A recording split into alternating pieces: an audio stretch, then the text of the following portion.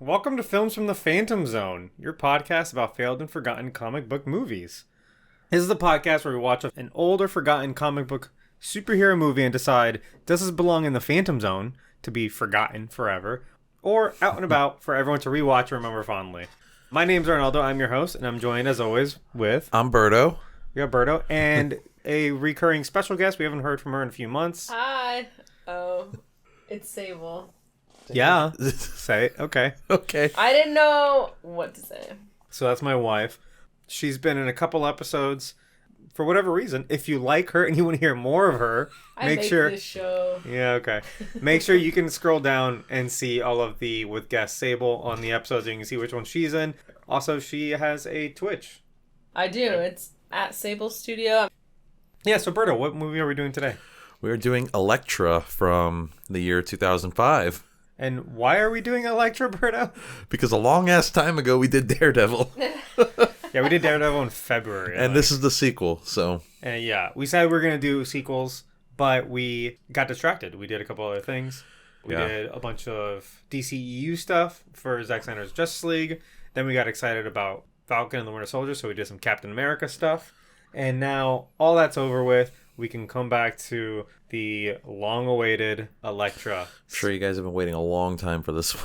Yeah, seriously. Everyone's been waiting in anticipation because they knew I'd be back for this one. Yeah, so we did, again, on our Daredevil episode, Sable was a part of that. So that's one of the reasons she was so keen to come back. Yes, they needed me. That's also our longest episode, I think.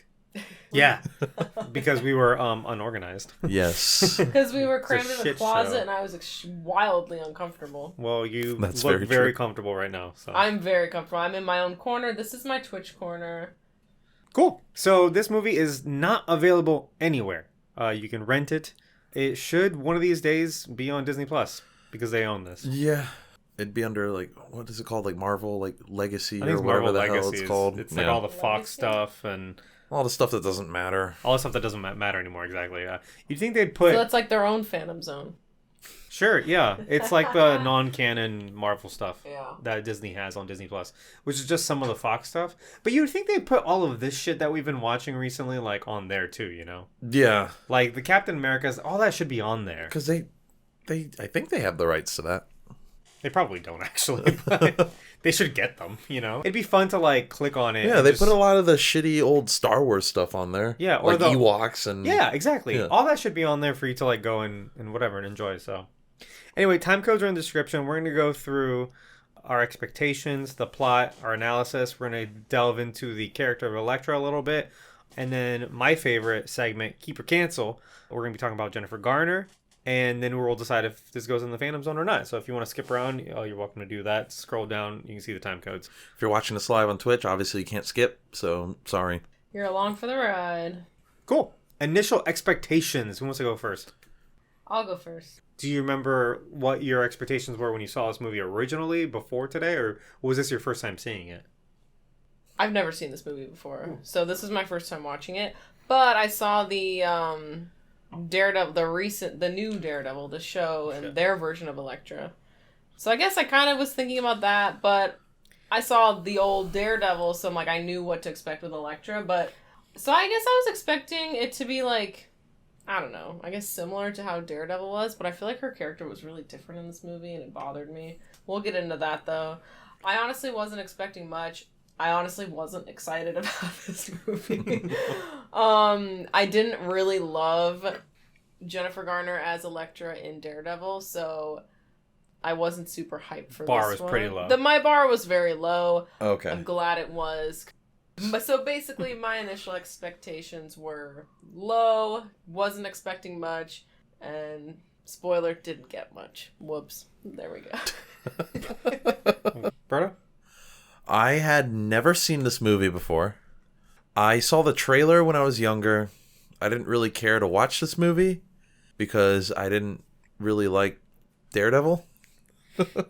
And I really didn't care much about a side character in that movie, so I just didn't have an interest. I do remember seeing the trailer. So this is my first time going into this movie, and I had very low expectations. Honestly, I expected it to be worse than Daredevil because of everything I've heard. This movie has a very bad reputation. It does, yeah. Oh, Kind of on par with, like, Catwoman. No, I think No, Catwoman not is a that much bad? worse. Yeah. All right. I saw Catwoman's way better. Catwoman, the movie with Halle Berry? Yes, way You better. think that movie's better? Yes. Can I say? Yeah, go ahead. This isn't gonna be like. You know you brought it something up. Go ahead. I Yeah. will stand by. This is like I will die by this. Okay. A movie is good if it makes you feel something. If it makes you laugh, if it makes you sad, if it makes you scared, if it makes you feel anything, it's a good movie. And sure, you can get technical with it, and I'm sure you don't agree with that. If a movie makes you feel nothing, if you are bored, that's the epitome of like the worst movie. Catwoman made me laugh. It was entertainingly bad. I do not think that that was, quote, a bad movie. The only bad movies I don't like are movies I'll never rewatch again. I would rewatch Catwoman. It was entertaining. What about Jason I X? would... Well, I don't want to give too much away, but I would never rewatch this. This movie made me feel nothing. I think there are good movies and there are bad movies, and there's a third category. It's boring movies. So I don't I agree. think no, I'm agreeing with you. Good That's what or you boring? said. No, I think... I'm saying like it's a triangle: good, bad, boring. So boring doesn't necessarily imply good or bad. I think this is a bad movie. I think Catwoman's a way worse movie, but I think Catwoman is more entertaining in how bad it is, and this is just boring. Okay. So I'm agreeing with you. Yeah, this that make movie sense, tries guys? to be serious. Bruh. Power. Moving on. My expectations. I saw this movie one time in theaters on a date, and With then who? with the person I was dating when I was 15 years old when this movie came out. Is she pretty? Do you love her? Okay, babe. Okay, I'm gonna let my personality show. Okay. And that made me realize that maybe there are movies that you don't go on a date. Like, I like these kinds of movies. I like seeing Marvel movies, superhero movies. Even when they're bad, I'm going to go see it. Like, I left the theater going, well, that's a bad movie. It's not going to stop me from going to see it. You know what I mean? Right. Like, we saw Venom in theaters. We hated it. Yeah. But we're still... With Venom 2, what the fuck are we going to do? We're going to go to the like fucking Venom. theater, and we're going to buy the goddamn ticket, and we're going to be pissed off about it. We're still going to see it. So, this is the moment that I realized maybe I shouldn't drag, like, a girl that I like with me to do all these things. Because she obviously hated it. Right. And then I found Sable, because I feel like Sable I could do that with. And we could both just like together, Aww. hate it together. So find the person that will watch like a bad superhero movie with you, and you both can be like, well, that sucks. Let's go about our day, Well, you really spun that around. Got you, babe. I love, quote, bad movies. All right, let's get into the plot of the movie. The movie begins with a voiceover prologue, because of course it does. Since time began, there's been an ongoing fight of good versus evil and the dark arts. The evil or the hand. The act of Kimagura can bring people back to life, I guess. In this voiceover, there's just a lot of like the urban myth, the chosen one, the balance of power. A lot of Star Wars, Harry Potter, Lord of the Rings bullshit, right? Yeah, it's a narrative dump. Yeah. I really hate in movies that just go in that direction, because I feel like it's such a cheap move. First of all, almost everything in this movie I can say is just cheap. It's almost the best word I can come up to describe it. But just kind of this, since the beginning of time, like the forces of good and evil, and then the hero will come, the prophecy of blah blah blah. I Right. hate that shit. That's what I'm saying. So and dull. it works in very well written examples. Like it works really well in Harry Potter. It works really well in Star Wars.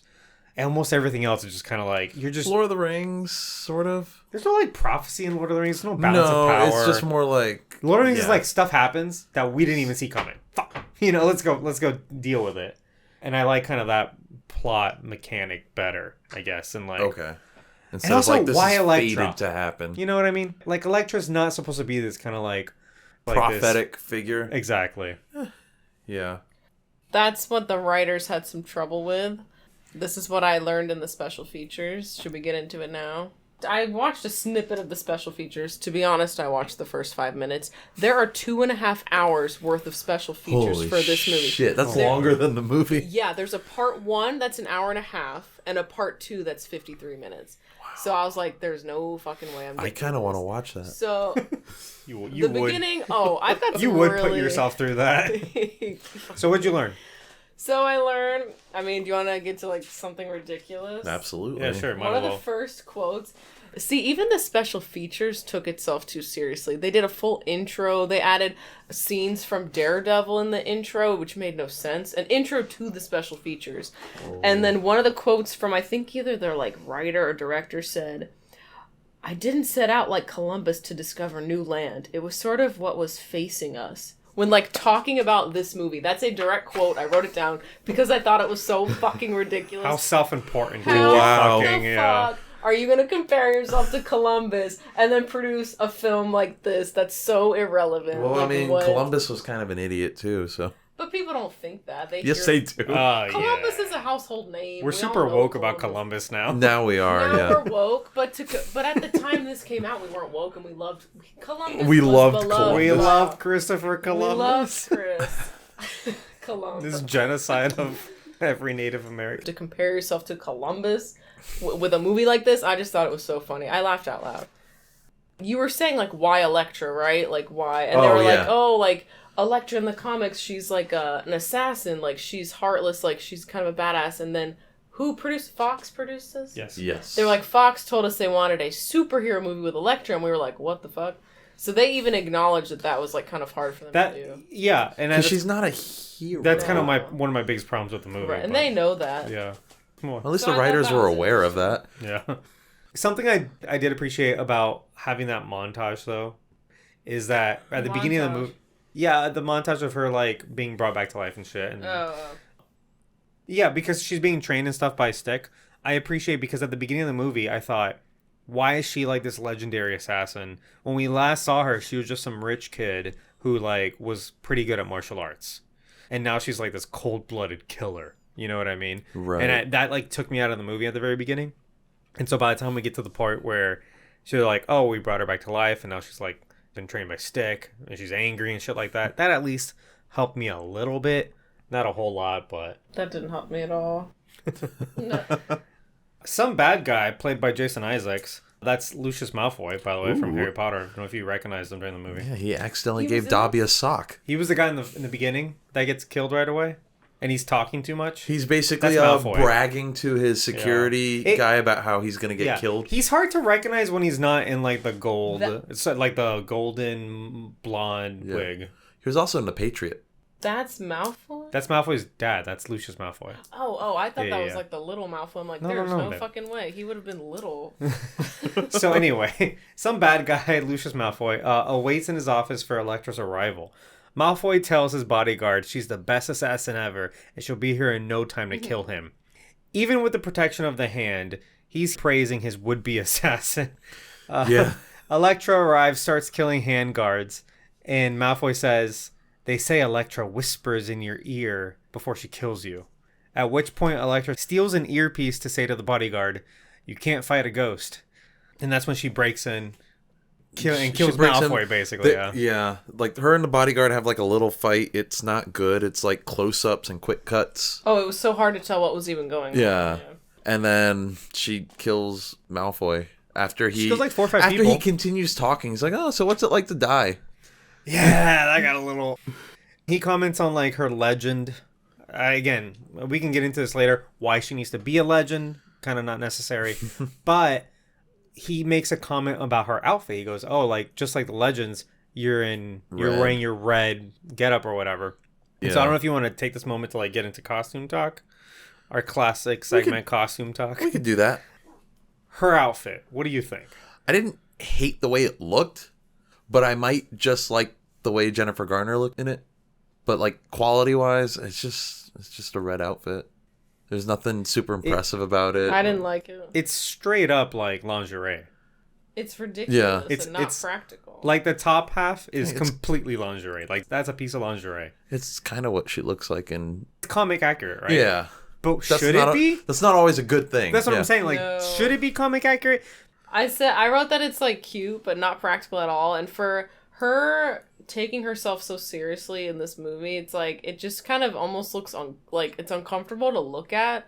Like you're like this serious badass character, and you're wearing some bright ass like underwear, flaming red outfit, which doesn't go with the mood or the vibe at all. And then like her makeup gets more intense. I don't know. It gives me campy vibes, but it's not supposed to be a campy movie, so it makes me uncomfortable. It made me very uncomfortable, and not in a way it's like, ooh, she's revealing too much. I don't give a fuck about that. It's the fact that it just didn't fit, and it looked very costumey and kind of like a joke. So it's- overall, I did not like it. Yeah, You know- but you start off with saying it looked cute. Well, oh yeah, like if you're gonna cosplay or if this was a campy, funny movie, I'd love it. But it wasn't supposed to be, I guess. The movie is too serious It's- for her to be dressed like that. Yeah. 100%. Do you not think it's too like this particular one isn't overly revealing, but like, have you seen Elektra in the comics, babe? Yeah, in the She's, special like, almost features, naked. her tits are out. Yeah, Like, she's very so out this there. is very comic accurate. She's- My point is like it doesn't need to be comic No, it accurate shouldn't be. because the source material is like incredibly sexist when it comes Yeah. to this particular character. And yeah, Elektra might be it's one of the most like sexualized characters I think in comic books or Marvel. Definitely up There's there. it's up there. And it Yeah. might be, top 5 or whatever. There's a couple that are like what were they thinking? Yeah, it's um, ridiculous. But for the most part, she mostly wears very thin fabric that like adheres to every inch of her tits, and like Yeah. her whole midriff is always showing. We're gonna link pictures of all her costumes in the description. You can click on them.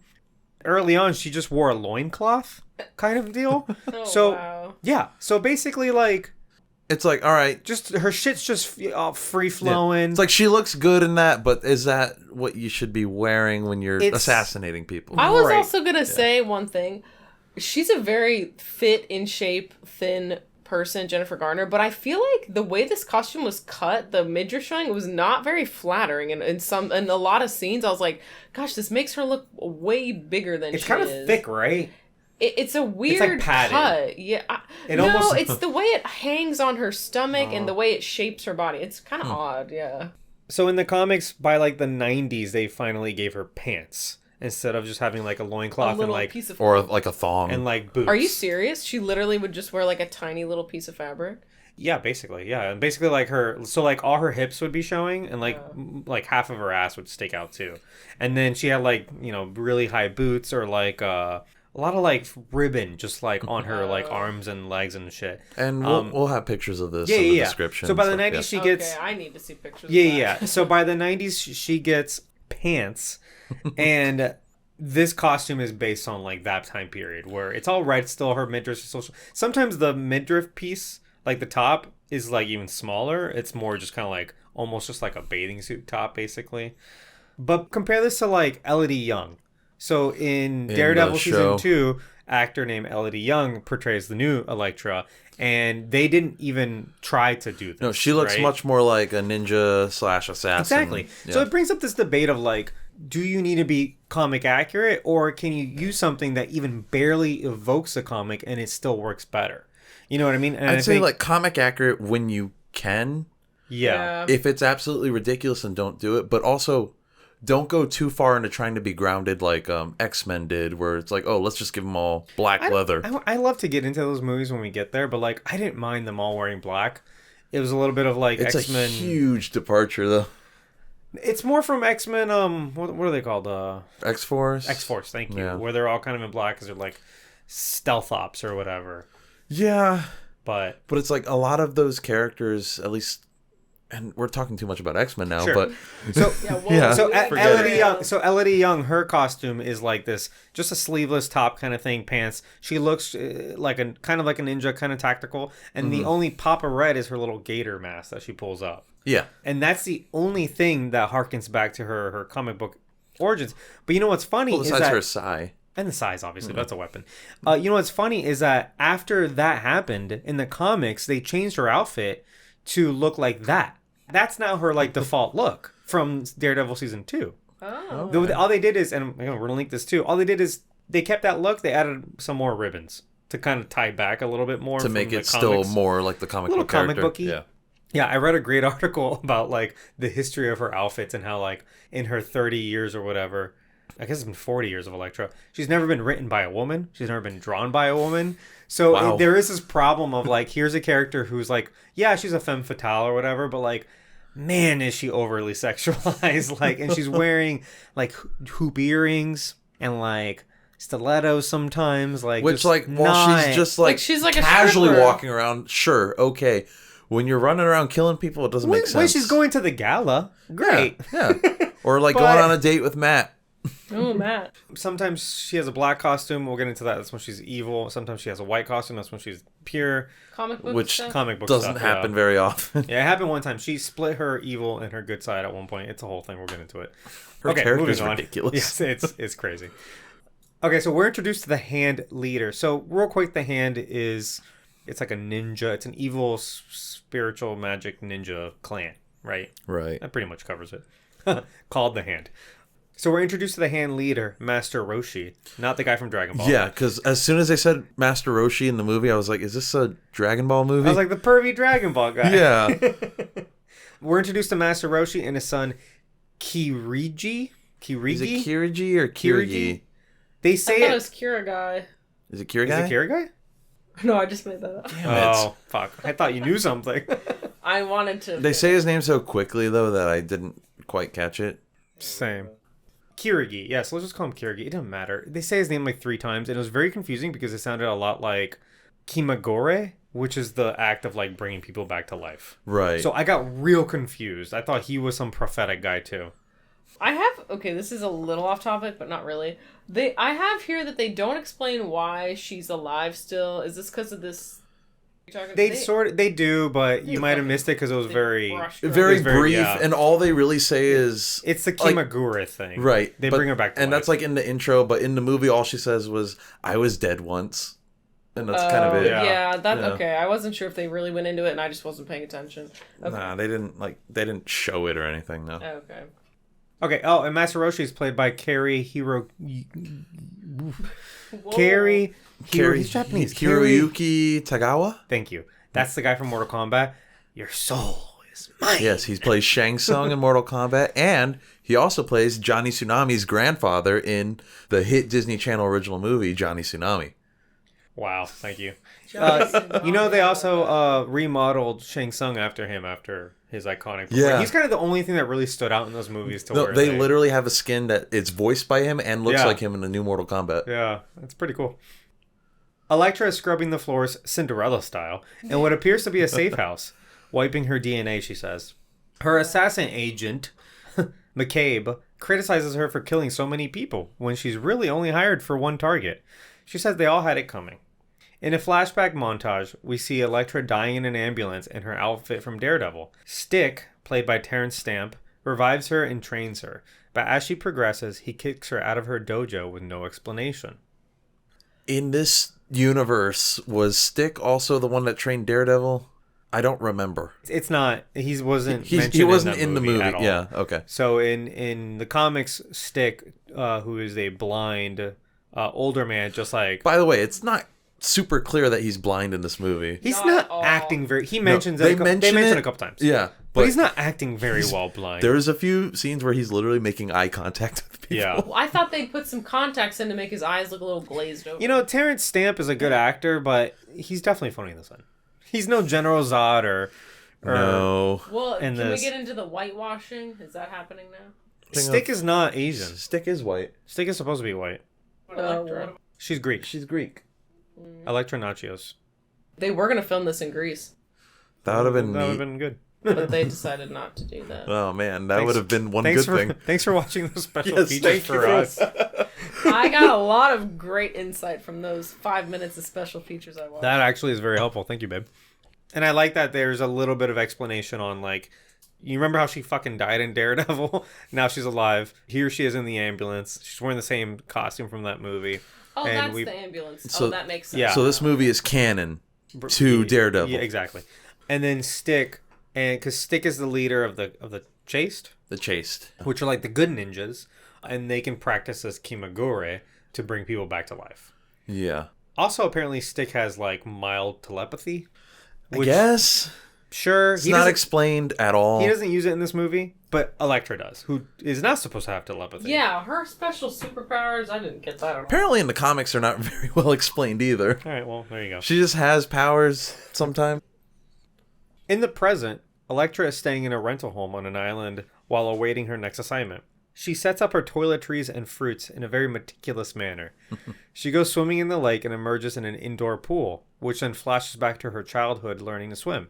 Her father yells at her to be stronger and not use her arms. Back inside the house, she catches a teenager trying to steal her jewelry. So, super fun fact, in the comic books, she suspects her father of raping her. Oh. That's a thing. Why would they add that? Yeah, apparently it was a thing where Suspects it? Like she doesn't know? Yeah, because... Was this in the 90s when they were trying to make everything edgy? Like Maybe, it's I a don't know. repressed memory? Or... Yeah, so she wasn't sure if, like, the memory had been repressed through, like, therapy from, like, her parents and stuff. But I don't know if they even answer that question, if it resolves. It might have been, like, a 1 or 2 issue thing where, like, that writer was, like, throwing that out there, and then... They were like, nah, let's not go anywhere with this. The point of, like, Elektra is, like, her mom dies when she's, like, born. She's raised by her dad, and then her dad is shitty, basically. Right. So they kind of skirted that line of, like, maybe he like, that assaulted shitty? her sexually or whatever, but, yeah, super fun. Oh, yeah. I thought that scene was a little weird where it just showed her organizing her stuff. I'm not sure what the significance of her having OCD took a was. while. It was a long scene. There's a lot in this movie where I'm like, this is clearly filler. They wrote a movie that was like 50 minutes long, and they're like, fuck. We need This to add whole more movie is shit. filler. Yes. That's what I'm saying. I am so glad you think the same thing, because I'm like, maybe I'm not smart enough. Maybe I just, like, am not Maybe there's paying hidden attention. meanings No, in- this whole movie is filled with just so much filler shit that literally means nothing. And that scene, not gonna lie, I thought she was making a bomb. Out of her toothpaste and toiletries. I didn't know what exactly it was, and I'm like, what the fuck? That's because they were showing it for so long, so I was like, clearly They this did means make it something. seem like it was something They significant. made it seem like she was making a potion or a bomb or and something. they mentioned that she has OCD later, but that's it. Oh, can we mention what a train wreck that conversation was? Yeah, we'll get there. Yeah, no, but like the scene of her just like fixing her toiletries, that maybe lasted like a full minute. Of like, okay, Yeah. toothpaste. It was very ugh. mundane. Yeah, we're like, where's... They were trying to be What the deep fuck with is it. happening? And this whole kind of beginning part of the movie is so slow and meandering and boring. And it seems like she's just killing time, which we're going to get to, but like, don't put that in the movie. You know what I Right. mean? Unless if like it's important to the plot. Like there are movies like in Bruges that is supposed to be... The movie's supposed to be a little slow and boring because the characters are bored. Right. And that's part of the movie. And then halfway through the movie kicks off, you know? But this is not that. No, this is Don't just like, do hey, this is Elektra. She's OCD. I guess. I guess. Does it have any payoff? No. Is she OCD in the comics? Probably not. I don't know. I have no idea. This is not such a like minor detail. Elektra has a nightmare of a demon haunting her in her childhood home. She has a nighttime training montage. So, okay, real quick, there are so many disconnected scenes in this part of the movie that it's really hard to summarize in paragraphs, because that's all I got right here. There was a demon in her dreams, and then she has a training montage for fun. Yeah. And that's another part where I'm like, this is clearly filler, because they're like, what is she going to do here? I don't know, keep in shape, Rocky style training At montage. 2 a.m. That doesn't serve the plot in any way, right? No. And maybe was- what they were trying to show is that, like, there's something that's, like, gnawing at her and, like, keeping her restless and stuff, but it just didn't feel like it was done in a good way. No, and first of all, there was no Evanescence playing, so that upset me from the get-go with that whole... After her whole training scene in Daredevil with I know. Evanescence. I had high hopes, and then it shows her one-arm pull-ups, which were just absolutely ridiculous. She's not doing that. No, she's Those not. are incredibly hard. So hard. A regular pull-up is so hard. And the nightmares are also filler, I think, because Ooh, they don't yeah. pay off in any way. I mean, just she, has, like, she finds out that the person that killed her mom wasn't, like, a demon. Yeah, it was... I'm glad you brought that up. I want to get to that later when we finish the wrapping up the movie, but like Yeah. that could have been told in a different way. Yeah. Because all the nightmare stuff, when you put it together, is probably like 10 minutes of the movie. It also made it seem like there was, like, some sort of supernatural element to it, but, like, that didn't pay off in any way. But there's not. It was just a Yeah. dude. They show it as a demon, what? Because when she's a kid, it's scarier than what it I seems. guess. I guess. They tried to be artsy with it. It didn't go over, because I'm like, there are some mystical elements to this movie and magic, so I thought there was an actual demon in the parents' room, but Maybe, it wasn't. It was yeah. a ninja. And that would have been Because- way more interesting if there was an actual Yeah. demon. It Be- would've, yeah. Because to be clear, it's a fucking demon we're looking at. It's a guy in a Right. suit, and he's It like looks like a 7 demon. feet tall with giant horns and Like, everything. like right out of Ghost Rider. Yeah. Yeah. Ooh, good callback to Ghost Rider. He I throws in- always try to do that. He throws in Waiting Ghost for that. Rider callbacks in every episode. Elektra meets Mark Miller, the teenage girl's father, whose name is Abby. Abby invites her over to Christmas dinner. Elektra is bored waiting for her assignment, so am I, so she attends, but refuses to stay for a drink with Mark. That night, Elektra dreams that her mom is killed in bed. Again, it's kind of the through line through this movie. It's just a lot of dreams and flashbacks, but for what? For what reasons? They don't need to be there. And are they dreams or are they visions? Because that's not clear either. Can she see the future?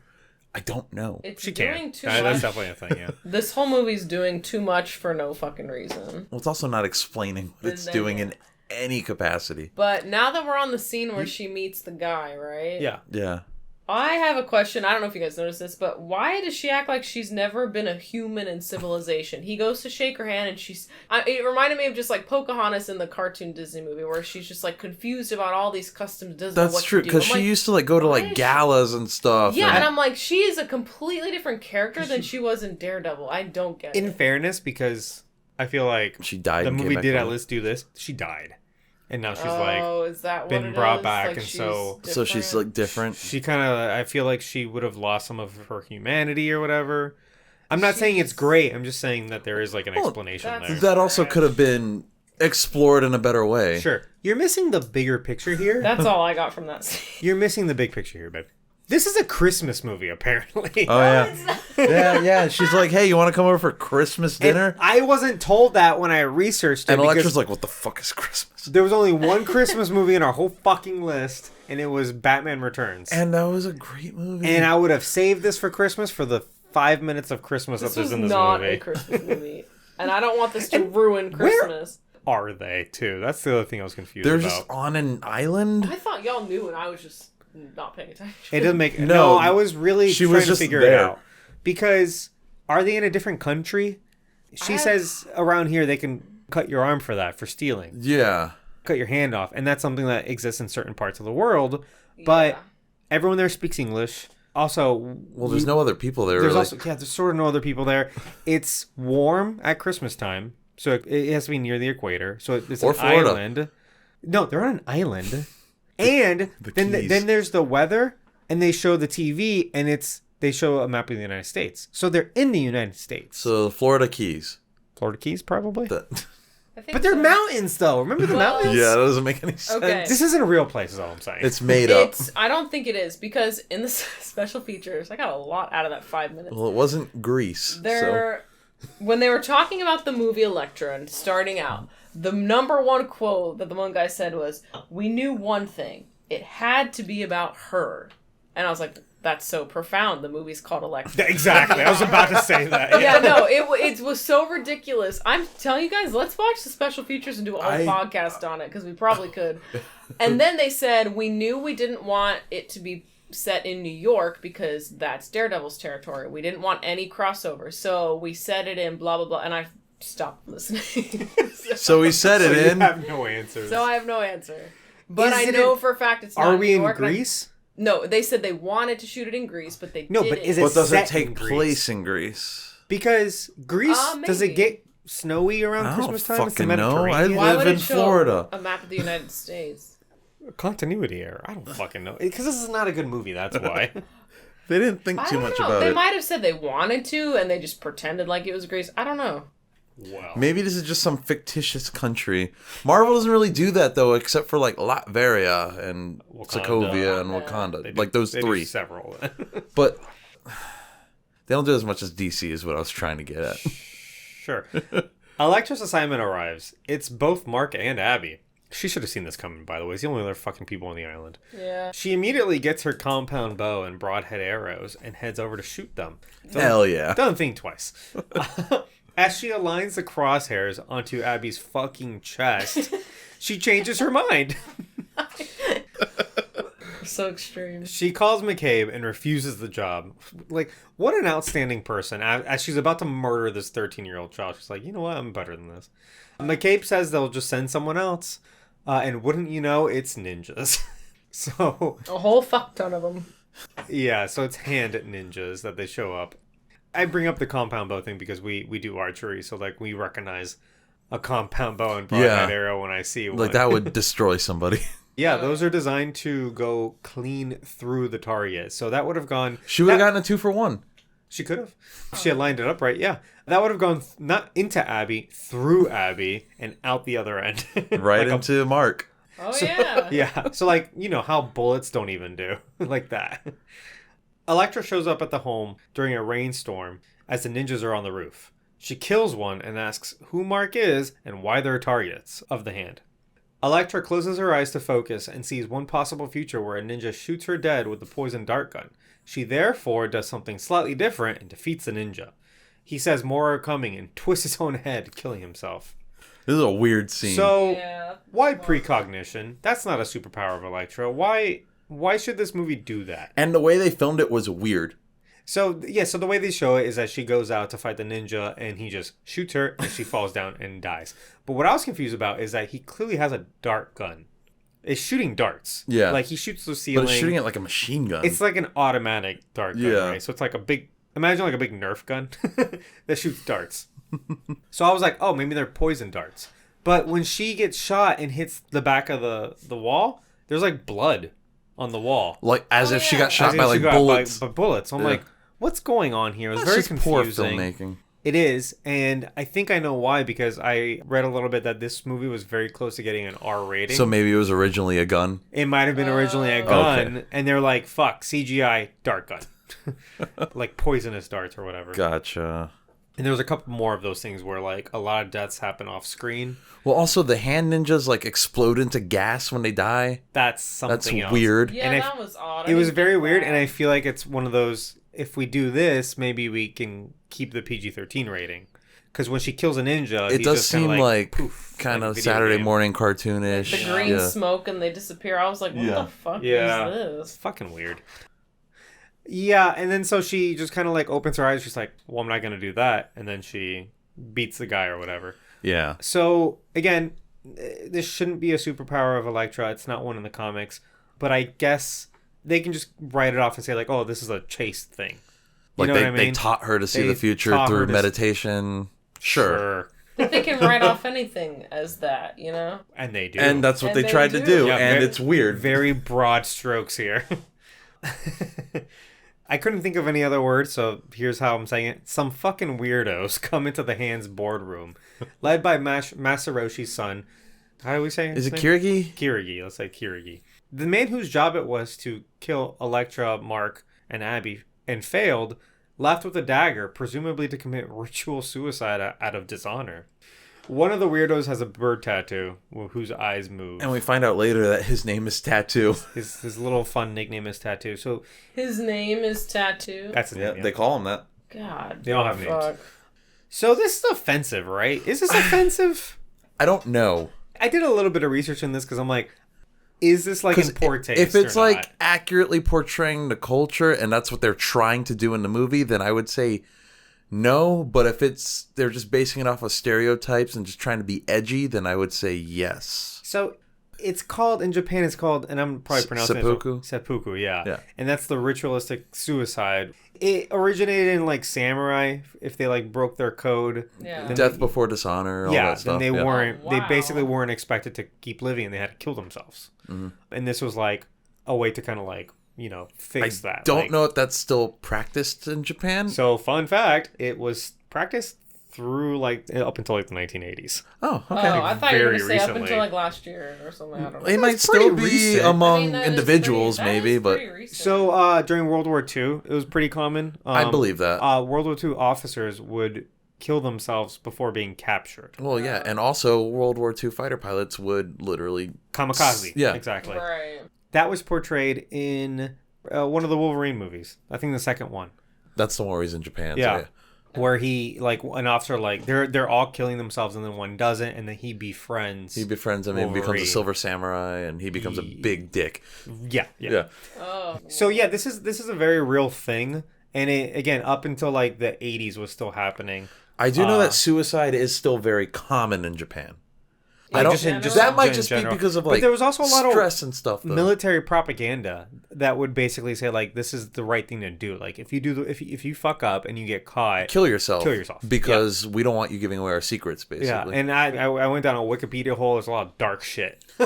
Oh yeah, they were intense. So my point is, in this kind of organization that is definitely based in, they're samurai. They're all, most of them are Asian. Yeah, it's because this is the Hand, so It's the Hand, yeah. Would they be taking themselves that seriously? I think maybe. Yeah, but should it be depicted? I don't know. It's a dark, weird thing to put in a movie. I think there's a little bit of gray area with this. And I think that's why it's very heavily implied. He just kind of yeah, walks they away don't with show the him dagger. doing it. They just heavily imply that he's off to do it, and that everybody expects him to do it. But what are the stakes here? Like, he only fucked up one little thing. Like, It wasn't even directly him. He was like, "Oh yeah, I sent my men." Yeah, and he's like, well, how many people, like, is this happening every day? Like, I spilled coffee. Good job! Like, Whoa. you know what I mean? I just didn't think it was that serious of a wrongdoing. I think it was just to show us, the viewers, that the Hand means business. God. Well, okay, that's enough about suicide, Also, I think. but like those, how about those weirdos that walk in the room though? Yeah. And they all have, like, abilities. Clearly the villains of the movie. They all have, like, different abilities. I think they're supposed to be mutants. I think they're all supposed to be, like, X-Men world mutants.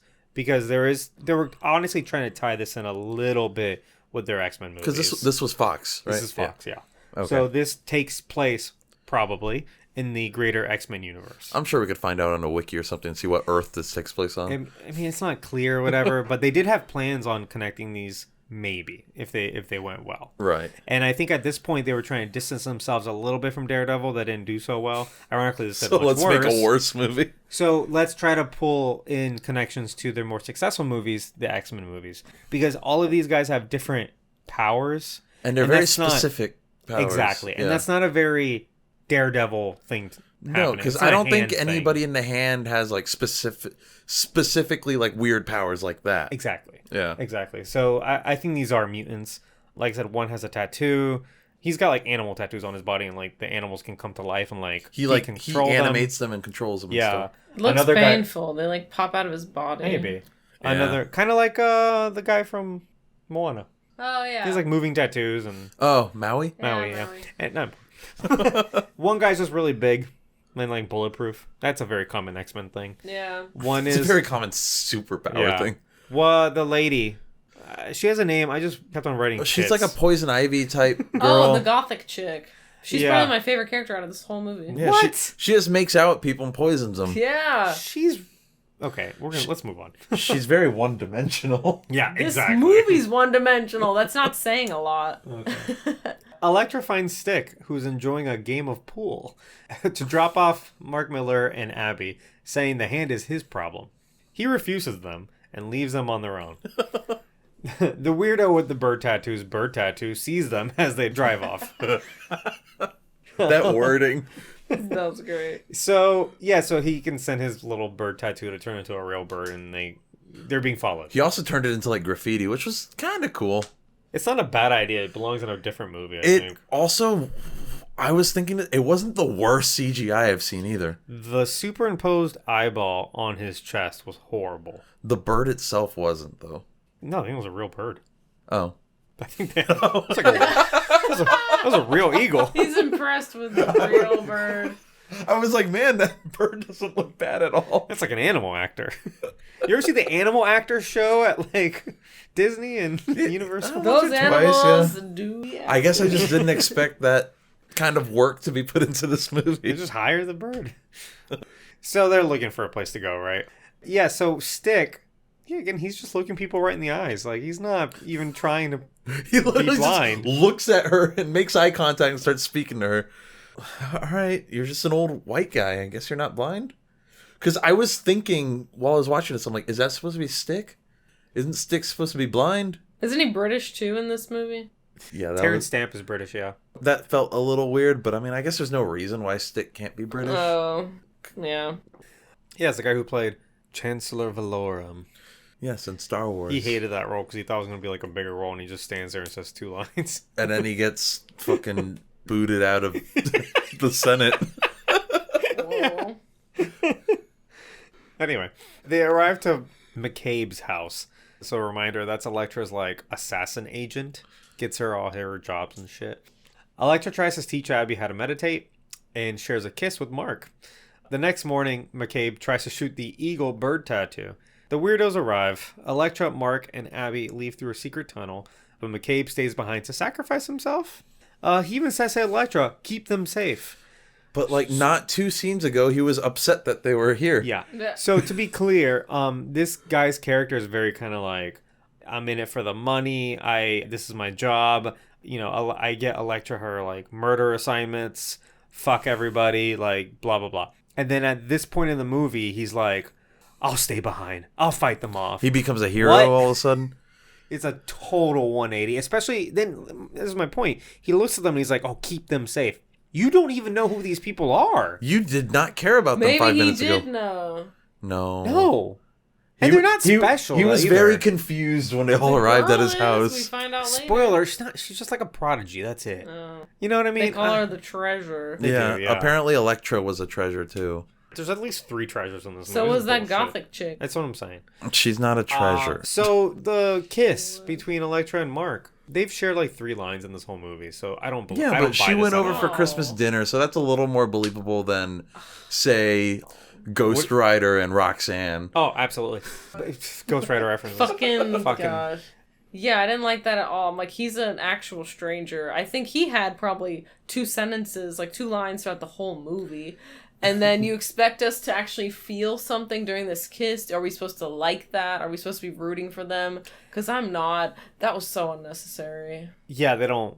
They No haven't shared chemistry. enough chemistry. They haven't To shared enough even- scenes. Not even remotely. Because she seems like a very closed off person. So someone like Yeah. that isn't going to just kiss someone they've known for 2 days? Especially Right. someone that isn't Matt Murdock. Yeah, someone that's not even Matt. Charlie Cox. It's really just she's the girl in the movie and he's the guy in the movie, and that's Yeah. enough, Yep. right?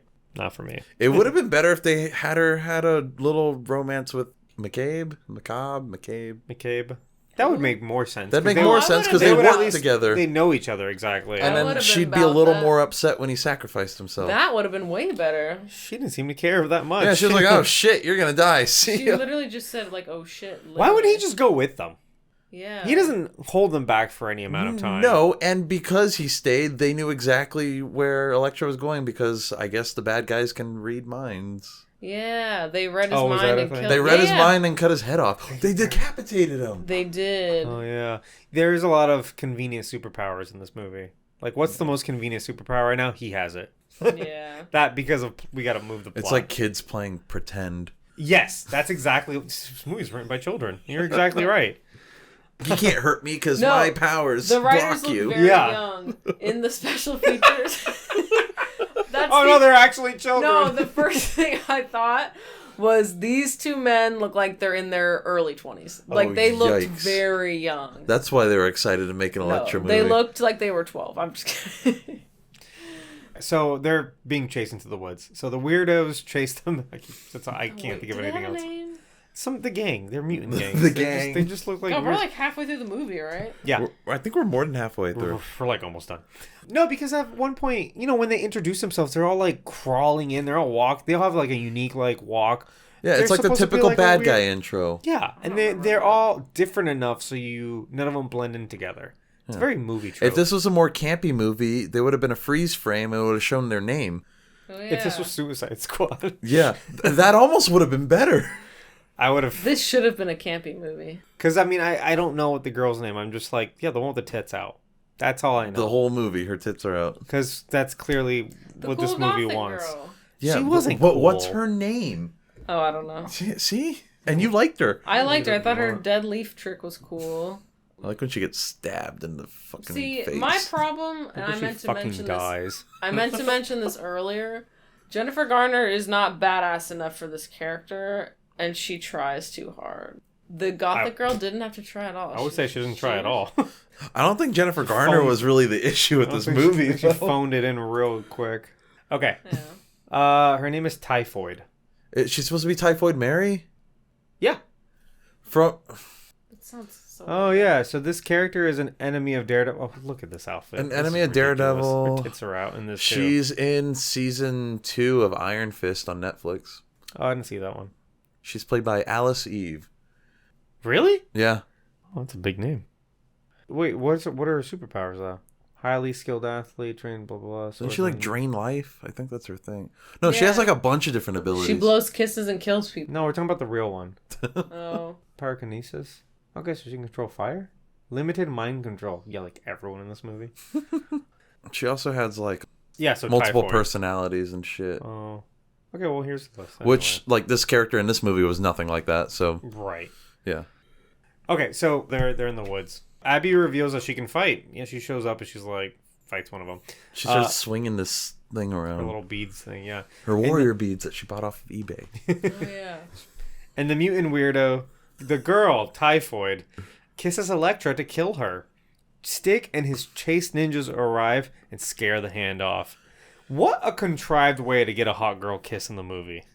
She just kind of, like, swoops in and starts making out with her, and then Elektra's like...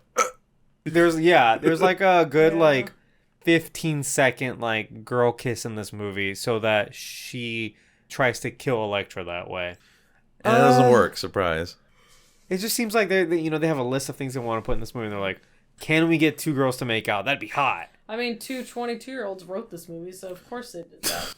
Wait, is that real? Are they actually these- 22? They look extremely... I would... If you asked me, how old do you really think they are? I'd say probably 25. Wow. They look very young. Wow. From the special features that I watched. And the way the chase arrive in this scene is very, like, lame looking. They just kind of slowly float down from the sky. It was definitely like a Crouching Tiger, Hidden Dragon reference. But, like, not good. No, not good. They're like, oh, we should do that because they're ninjas in the forest. They're, like, jumping on the trees. Do you know what? This movie made me want to watch Crouching Tiger, Hidden Dragon. It made me want to watch Kung Fu Hustle. I would love to give Crouching Tiger, Hidden Dragon another chance because when I saw it, I was You didn't like it? I was like 12. Oh, well, duh, you need to give it... You haven't seen it was when it yet. came out. So I saw it and I was like, this is probably weird. hated it, yeah. And I didn't quite understand that it's supposed to be like kind of this like ballet, basically. Yeah, it's very artsy. No, that movie's great. Back at Stick's camp, Stick explains that Abby is a warrior prodigy and the Hand have been after her. Elektra realizes Stick ordered the hit on them for Elektra to soften up in order to want to help them. Oh my god. Yeah. He says some lessons can't be taught, they have to be lived. Elektra finds Abby in her tent and they have a quick little spar. Abby calls out Elektra for having OCD, which I still don't find relevant. Yeah. Yeah. In a deleted scene, Elektra has a dream where she's visited by Ben Affleck's Matt Murdock, who asks her to come back home. And that's the only scene that he's in. Yeah, it's funny that this movie got like an A-list celebrity to film a cameo. And then they deleted it. Cut it out. And it was only a few seconds. Why would they do that? I'm betting he requested to I don't know. not be in it. I did read that because Daredevil didn't get like rave reviews. It was not super well received. They didn't want to be connected to it, They even though the title character is connected to it. So they were just trying to distance themselves a little bit and try to, like in the marketing, there was no references to this being a Daredevil sequel, but more being like, hey, from the studio they brought you X-Men. This is like, another superhero, kind of like X-Men. That's what they were kind of going for, so I think maybe that's why they would cut it. I guess. But it's that little bit of connectivity that I would appreciate a little bit more. I would appreciate that too. Because at least that brings in more of her character from the last movie, where it's like, hey, like, here she is pre-death. Now she's kind of like lost all this. She's lost humanity. She's like a murderer. It would almost give her more. She's a horrible person more now. depth. Exactly. You could go back and be like, well, like, here's Matt Murdock, Ben Affleck, who's like, come back to New York, like come back home, and he means that in a metaphorical way too, like because this is her dream. Come back to the way you were before. Don't be this fucking ruthless, stupid ass killer. Be this nice girl or whatever. I don't know. This nice girl. So it's basically one of the better parts of this movie, and they cut it out. Yeah. And also, by the way, I didn't mention this was a director's cut we watched, and the differences are very minimal. So like, I couldn't even tell you. Oh, I couldn't even find one. So it wasn't like the case of like Daredevil where like it actually added a lot of good to the movie. Like a half hour, yeah. This movie was like 4 minutes difference or something like that. Not a lot different. And it was probably like scenes like the OCD shit. It might, what it was? It was probably the parts I got cut out because of the quote unquote R rating. So like the decapitation, the blood, that kind of thing. The darts. The darts. Abby, what do we think? Fine. This is the part where you want to talk about, babe, and now you're quiet. Oh, Where they were talking just in got the to tent. This part. There's a tent. conversation in the tent. Oh, Yeah, that bothered me. Well, to be honest, I had something written down, and then as we were talking, I realized, oh, that's what she was saying. Something in the movie clicked with me that I was confused about, so it's like, oh, I don't really have anything to comment on that anymore. But the other thing I noticed about Abby that I hated, I think I counted at least 5 times where she just screams, Elektra! As if Elektra has been, like, a mother to her, like, her whole life or something. I'm like, bitch, you just met her. Like, she screams it dramatically, I think at least 5 times. The only thing she says is, she's like my only friend. Oh, does she say that? She does say that. She's like, I don't, Because she's like homeschooled. She lives well, in the mountains the alone dad, with her yeah. dad. let me ask, this whole movie, what does it take place over? What, 2 days? A week? Probably, like 2-3 days. Only a couple days. That's a little, like, extreme. Maybe a week. I'd give it a week. So this whole time, Abby has been a childhood prodigy, a warrior, and the Hand wants her to, like, make the best ninja or whatever. This is kind of like that beginning scene of the Captain America movie where they take Red Skull because of his supreme intelligence. I thought this was kind of familiar. Elektra calls, what are we calling him? Kirigi. Y'all have done this 4 times. I don't remember. Kirigi. I'm just going to say Kirigi because that's what it looks like to me. Elektra calls... Keurig. Wow, Kira. Elektra calls him through telepathy, a power she has that we're just now learning about. Yeah. Did she, like, astral project herself to, like, FaceTime him? Like I said earlier, apparently Stick has telepathy. Again, number one, we don't see him using telepathy. It's Elektra with telepathy, and also it's still not explained. They don't say that he has it. Right. So my rule of thumb, my suspension of disbelief rule of thumb is that you can't pull something out of nowhere past the first act. In the first act of a movie, you have to establish all the rules of this movie universe. And then by the second and third act, you have to adhere to that. You can't just be like, oh, by the way, here's a new thing. Yeah, because that's like, weird. Yeah, you can't. So my point is, like, for example, like in Iron Man. Like, we watch Iron Man slowly, like, build this suit. Around halfway through the movie, he flies in it. That makes sense for us because we've seen him, like, put it together. Even though it's fake. Even though, like, that technology does not exist. Right. But if at the end of the movie, he just started flying on his own without robotics, we'd be like, what the fuck? This is weird, right? He's just doing it. Other characters in the same universe do fly. Doctor Strange, Captain Marvel, whatever. But it's like, you know what I'm saying? It's established that they can do it. You have to establish the rules at the beginning of the movie for it to make sense throughout. Yeah, because she just, she sits down and then she's, like, in a dream sequence with Kirigi and they're conversing. And she's like, I'm going to meet you here.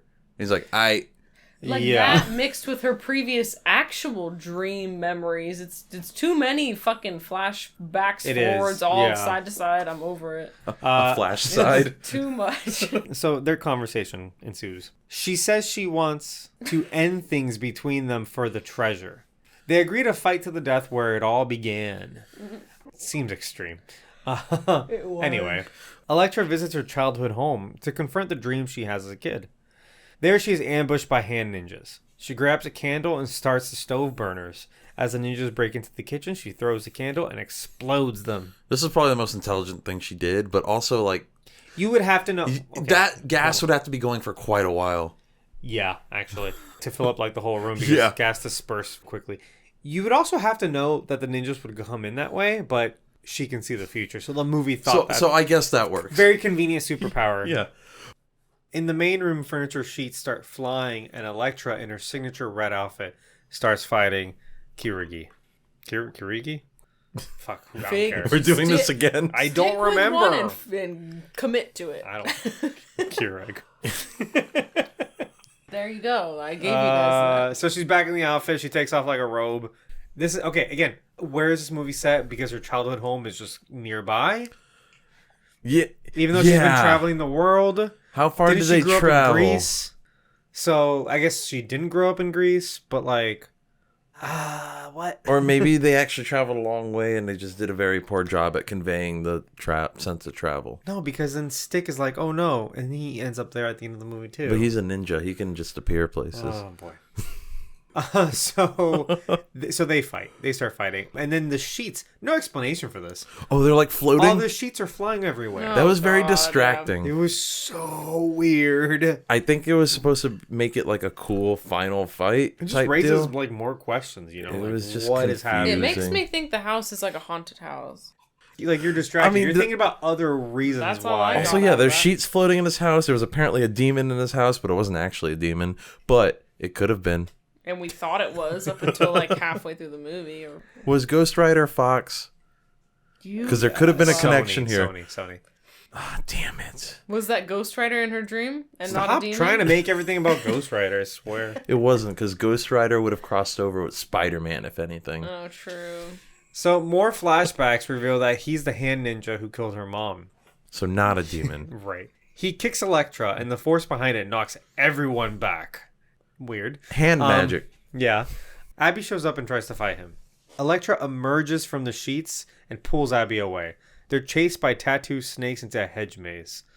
The snakes overtake Abby, but Elektra kills Tattoo, causing the snakes to disappear. She did a thing where she kind of like... I think she saw a future where she went looking for him. I guess. And did that a couple times until she found like the correct... There he is. I'm going to go that way. I can kill him at the source and then all the snakes So it's die. like just save scumming in a game where you keep loading your last save until you Yep. That's exactly you what get it that- right. That's exactly what that is, yeah. Okay, what's the girl's name again? Typhoid? Yes. Yeah. So Typhoid, the girl weirdo, finds Abby only to say she used to be the treasure and doesn't want to be replaced. So she kills Abby. Oh, I guess she was the treasure. She was like, I used to be the treasure. It's like, so Fuck you, I'm going to kill you. Jesus. Yeah, she was upset. Elektra encounters Kirigi in the maze and the two fight. She's about to be defeated, and then he says something to her about her past. I don't know. I wasn't listening. And then she just stabs him. That's it. That's how he dies. I have something to say here. Based on everyone else's like special skills and magic and shit, like they should have easily been able to beat Elektra. Yes. Like it was almost like a joke. Yeah, but she can see the future. Right, but even so, it's like this one bitch can blow a kiss and kill you. Like they all have their crazy powers, and she can see what the future. That's it. Yeah. I mean, I guess. I She's guess. strong. Well, I don't know. yeah, and what he was saying to her was like a quote from her father when she was in the pool. Oh, okay. Yeah. About being strong enough. Yeah. Oh. Because I guess his thing is that he reads minds. Is that his thing? He did it with Mick. Oh, Mick, McCabe. what's his He face? did it with McCabe, yeah. Yeah. Okay. Wow. Yeah, that's how he read his mind and then killed him. Wow. But I don't remember, how does she kill him? Because it's just kind of like a blink and you miss it. Oh, I remember. Oh, I because didn't write you this just down. watched this today, right? Yeah, this is the scene I watched today. She stabs him and it makes no sound. No sound at all. And I think that might have been an editing error. It is the weirdest scene. And there's no...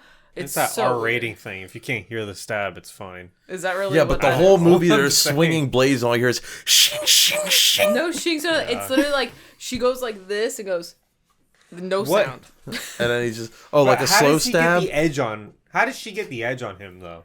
Or does she just They're do just it? fighting and she just fucking does it. So it's lame. But was he's lame. always been beating her this entire movie. And then at the end, she's just like, hey, the movie's almost over. Kink. I'm replaying the whole scene. They're around a well.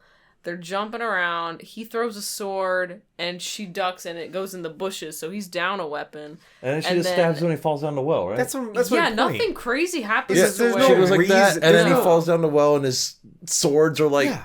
slicing down the well, 'Cause and then he Nora- turns into gas. There's no story reason as to why she got the upper hand at the No, last minute. because sometimes No. in She these just did it. movies, when there's someone who's really powerful, like the underdog can say something to throw them off and like maybe throw in like, I don't know, hurt them emotionally, and then all of a sudden, bam, they let their guard down. That's like Sure. nothing even Some remotely like reasoning. that happened. Yeah, there's Exactly. no- Yeah, she's just like, all right, you're dead now.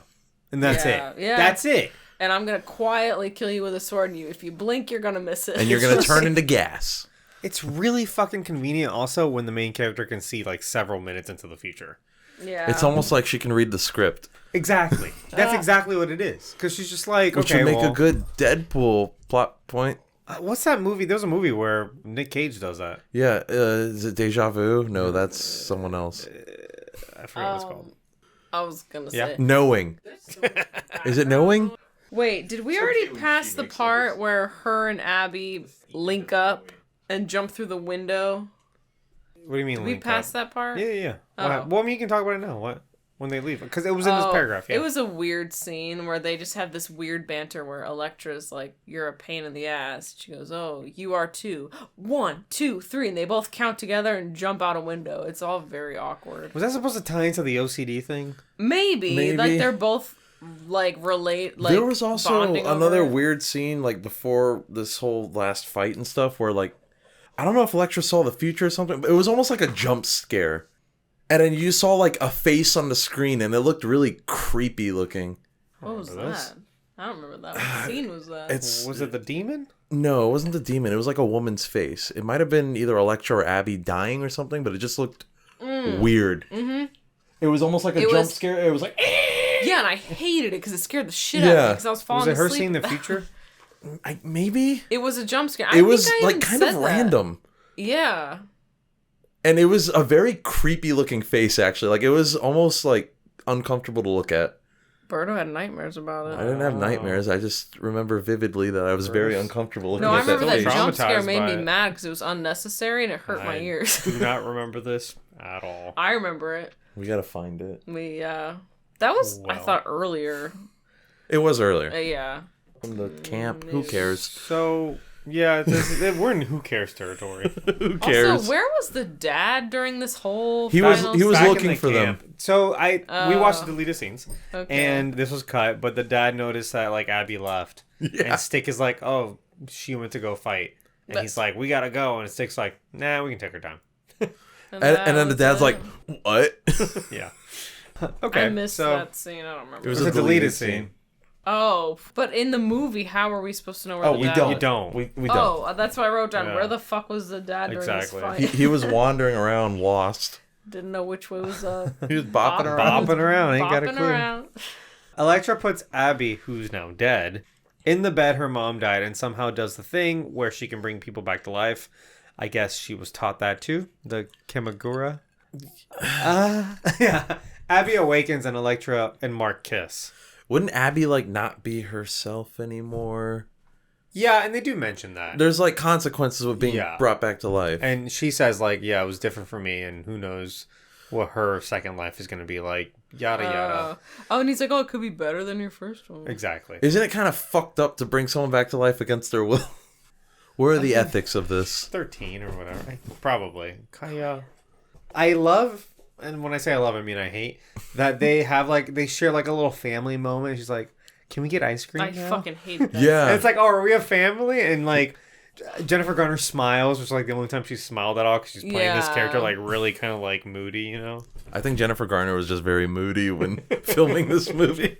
Probably. And then again, so like Elektra and Mark are like a thing. Like they've shared 3 lines. Oh, they're clearly fucking it's now. so contrived. They are clearly fucking. Everything in this movie is contrived. Let's be serious. Like, yeah, the story wouldn't go this way. Nothing would go this way naturally. Oh, Stick shows up and says, "I always knew your heart was pure. You simply needed to see it for yourself." Stick is not this nice of a guy. First of all, also bullshit. She murdered so many people in this movie. At the beginning, she's called out for murdering more people than necessary by the fucking assassin agent. So don't tell me, oh, like, you're all pure of heart now. You're all fine. Everything's forgiven. The only thing that would have completed that was if she came out in her white costume. Right. Wow. Yeah, exactly. Thank you. We'll get into that. So now, like, Abby and her dad live in the house and she's off doing what? Like, the ending was so confusing. I guess Abby is supposed to be training with the Chase now. Probably, I guess. I thought they made jokes about how her life's going to go back to normal. She's like, oh, what's next? Going back to school, going to the beach, getting ice cream? Like, they, like, I made think all the this joke weird... was like, hey, that's not going to happen, bitch. Oh, really? I don't know. Oh, I thought it was like, oh, like, you can finally do normal stuff. It's not clear. We're such a family now. I hated it. It's not clear at all. So that's the movie. That's pretty much all of it. Yeah. Oh, yeah, and then the movie just ends. Was there a post-credit scene? Who cares? I didn't even We consider didn't even consider sticking around. And I'm not going to Google it either. I do so not care. Boring. So let's get into the analysis here. Do you want to talk a little bit about Elektra the character before we do that, Berto? Yeah, let's talk a little bit about who she is. Written in 1981, I think. It was the by 80s. Frank yes. Miller. So, Frank Miller did the same thing he did around this time. He was just writing for Marvel and DC. He took on Daredevil and pretty much kind of reinvented him. Made him better, I'd say. Yeah, gave him a little bit more depth. Made him a little darker, edgier. Right. Everything we expect Frank Miller to do. He gave Daredevil the same treatment he basically gave Batman. Frank Miller is pretty much the reason why Batman is like dark, The and Dark like Knight. moody and And not, not like campy and stupid. yeah, like he used to be. Right. That's all Frank Miller's doing from like The Dark Knight Returns in the 80s. Basically, you can attribute like all of what we know as Batman now like to that moment, right? Pretty much this is the same thing with Daredevil writes the characters of Elektra, writes the character of Stick. And these three characters are very intertwined in the comics. Yeah. The whole hand, all this stuff is pretty The much hand, the Frank chase, Miller's. Yeah. the whole Ninja Wars. You were saying on Elektra. She started off just as kind of a love interest to Matt. A little bit. Like, she was assassin, but, like, before that, she was, Elektra Nachos. She met Matt Murdock in college, and then... They went to Columbia, a real school. Yes. What is it? I think it's DC doesn't use real schools or something. For some Something reason, like they that. don't... They don't use real cities either. Barely, yeah. But yeah, they went to college together. They kind of started dating in college after Matt revealed that he has powers, basically, to her. Oh, really? Yeah. I don't know. She's actually the reason why he does his first vigilante job, because her and her father get kidnapped. Oh. So she's kind of responsible for Daredevil being, like, him being Daredevil. Yeah. So what I read was, because I'm not overly familiar with Elektra. Yeah, she's like this love interest, but becomes an assassin and Right. is tasked to, like, beat Daredevil. At one point is hired to kill Foggy, Daredevil's, like, best friend. Yeah, she kind of becomes an antagonist to him a little bit. There was some other character that she had to, like, kill and Daredevil had to, like, stop. So she's kind of like, and in her introduction on the cover is like, it says something about like Daredevil, the one, oh fuck, I just had it. It says Elektra. Once he loved her, now she is his most deadly enemy. Yeah, that's on the Okay. cover of her first appearance on Daredevil 168. I also know that eventually that Kingpin actually hires her to be an assassin. Yeah, exactly. So she works for like the villains for Yeah. a lot of her run. She goes back and forth between like basically good and bad. Yeah. At one point, she gets hired by Nick Fury and Shield Yeah, she to does. like help rehabilitate Wolverine. Random kind of thing that she has to That go is do. so fucking random. Like Yeah. Wolverine goes into like beast mode basically, and like just pure like animal, and doesn't remember how to talk or anything like that. And like they send Elektra to like go like help him. So counsel him, basically. yeah, so strange. What we were talking about earlier in the comics, at one point they separate her evilness And her from her good Oh. into like a separate thing. And this is after she dies and comes back a couple times, right? I don't know. Yeah. So at this point Good Lord. they put her in white, all white, because she's like pure good now. Yeah. But obviously the hand, as you can imagine, get hold of her evilness and they incarnate that. Of and so there's a course. pure evil Elektra running around in all black. What's the red one's like the in between? Well, the red one doesn't exist now because she's been split into a white and a black, Oh, gotcha. basically. Comic books. Comic logic. Do you think they'll do any of this shit in the MCU, like the No, movies? shit like this, where like I'm gonna expel my evilness or something like No, that. No. I'm not necessarily that, but like Elektra being integrated into shit. I mean, they already sort of have with the Netflix show. and she dies in that and gets brought back, and Yeah. she's pretty fucked. They Because they of it. kind of do like her whole story arc. They do pretty Yeah. well, yeah. Yeah. Oh, I meant like in a big major movie. Oh, Well, I mean, the character already exists, and I think they're gonna if they decide to bring it slowly over, bring some of that stuff in. Yeah. yeah, They might bring her back, but she's already died and come back at this point. yeah. At one point, they re-merge the good and evil to like regular, like OG Elektra, and so she wears red again. Yeah. She has some psychic powers in the comics, but They're like I- mild psychic powers. Though. yeah, I also don't really know where they came from. Sure. And then we talked about her like costumes and how that changed over the years, and how now she looks more like the Elodie Young version, which is Yeah. way cooler. Yeah, she looks Way fucking way more cooler. badass, that's for Yeah. sure. So on this movie, I think there's something here. Like I think this movie, at the very least, like it does kind of play into a little bit of like the comic history where like, she's a little morally ambiguous. She kind of goes from being really good to being really bad to like back and forth and back and forth. And she looks the part. You know, like Jennifer Garner looks like Elektra. She's hot. Whatever. Yeah. The costume looks good on her. As far as that goes, Sure, it's fine. whatever. But like, I'm not sure about making Elektra this character with a heart of gold deep down. That's not who her. she is. Yeah, and it's like not that. interesting. And why can't she just be morally ambiguous? Like that's what the source material is. And I love Elodie Young's portrayal of Elektra in Daredevil season 2 because she like bulldozes her way in that season because she's not in the first 4 episodes. The first 4 episodes, some of the best TV. It's all Punisher. Ever. It's the Punisher stuff, right? Yeah. So fucking good. I need to rewatch So that. good. All that Punisher Daredevil stuff. But then she just like makes her way and turns the season around a bit. Kind of makes herself the main character. Yeah. And it really, really, really works. And because she shows up as this character who's like really sexy and you don't know why because she seems really dangerous. And you can really kind of feel where Matt Murdock is coming from because Matt Murdock, he's the one with the heart of gold. He shouldn't be flirting with like this kind of evil one, right? Yeah. She's the bad influence on him. And remember in that show, they're like, they have this like crazy sexual tension. Yeah, they're and always then, fucking. Yeah, they're fucking. Yeah. And then they fight and then they fuck. And then they like spar some more and then they fuck some more. And then she's like, Wait, hold hey, on. What is this scene? I missed that. Daredevil season 2. All And right. then she's like, Noted. I'll go back. yeah. And then she's like, hey, this guy is responsible for like the death of your dad. You want to kill him? And then we can fuck in front of his dead body? And he's like, what? Like, That's a bit much. this is Like, too far for me, wait. Elektra. Like, I'm not, you know what I'm saying though? She's like this bad influence on him. She is this kind of like femme fatale, morally ambiguous.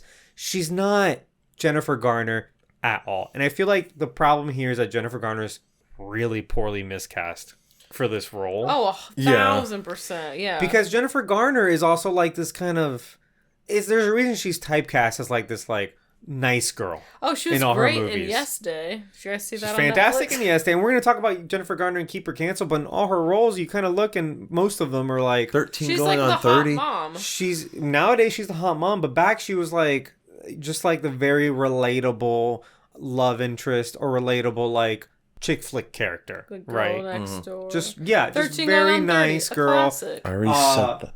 Oh, I didn't hear you. Yeah. She should not be this like borderline psychotic character. You know what I mean? And this movie doesn't even touch that. No, not even. So Maybe it tries to, but it I- very poorly. all right, she murders a bunch of people, yeah, but like, why? You know, the Elodie Young version kind of gets off on it. It gives her power, Yeah. and she uses that. She utilizes She's that. much more like psychotic. Yeah, and Yeah, she plays the part really well. but that makes her hot in a way, and then Matt Murdock is attracted to that. But and he that knows he shouldn't be. Yeah. That relationship is super toxic, but it's hot, and then he realizes, but I kind of love her. That's interesting, and the way that show kind of like handles that is amazing. Whereas in this, it's just kind of like, deep down, I always knew you were a heart of gold. Like she's fucking Dorothy from Kansas.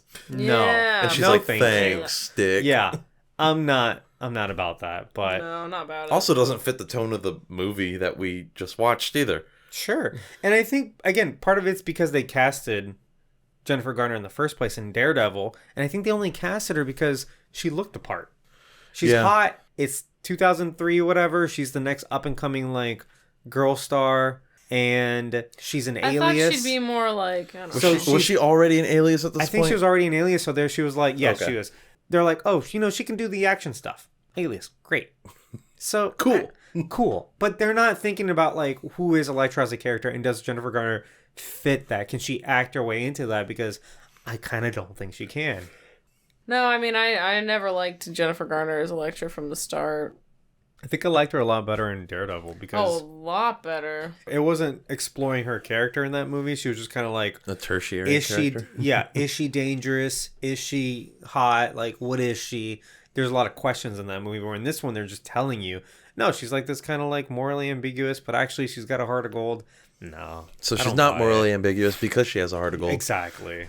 Yeah.